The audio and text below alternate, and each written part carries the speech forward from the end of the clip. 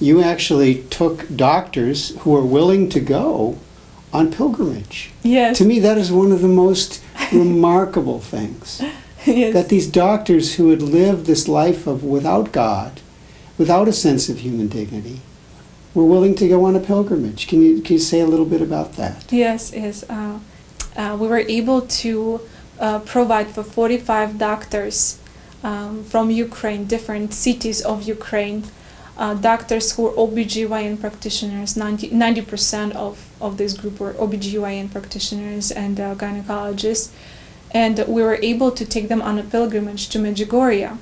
It's a place in Bosnia and Herzegovina when since 1981, I believe, to Our Lady is appearing. And it is a true miracle for me because I don't need any other description, but just to see that the communist doctors who have never prayed in their life agreed to come. First of all, it's a miracle already, and the second, they agreed to participate on a pilgrimage, which involves Medjugorje generally is involved in the sacraments. It's every evening. All the pilgrims who are there join the evening program, which is a prayer and Holy Mass and adoration. And so for several hours, these doctors were exposed to the sacraments and the prayer, a simple prayer of Our Lady, a rosary. And it brought tremendous difference in their life. If to say the first day when they came in, they were just looking around shocked, sort of, how many people are going around and praying the rosaries.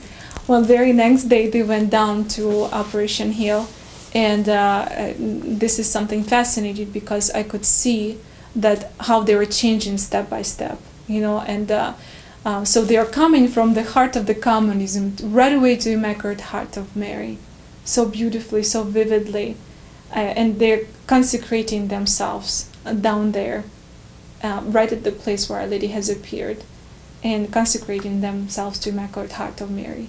They all said this prayer, and so the changes has begun, because where the Immaculate Heart of Mary, no evil can stand to be. Our Lady is the one who meant to bring triumph, and her triumph is that everybody will become to know her Son. So it is fascinating. And the very next day after this, one doctor shared a tremendous experience she had. She said she shared with all of the present there, with all of the doctors, what have happened to her. She was a very important doctor in one city of Cherkas, a quite large city.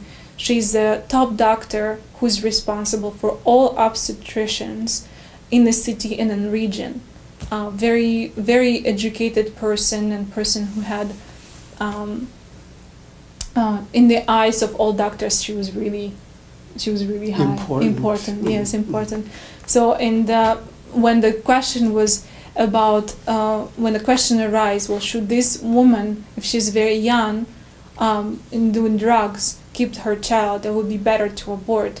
She stood up. She couldn't handle anymore to be silent. She stood up and she said, "Let me share something with you. What happened to me yesterday, and that it might be clear to you what it is."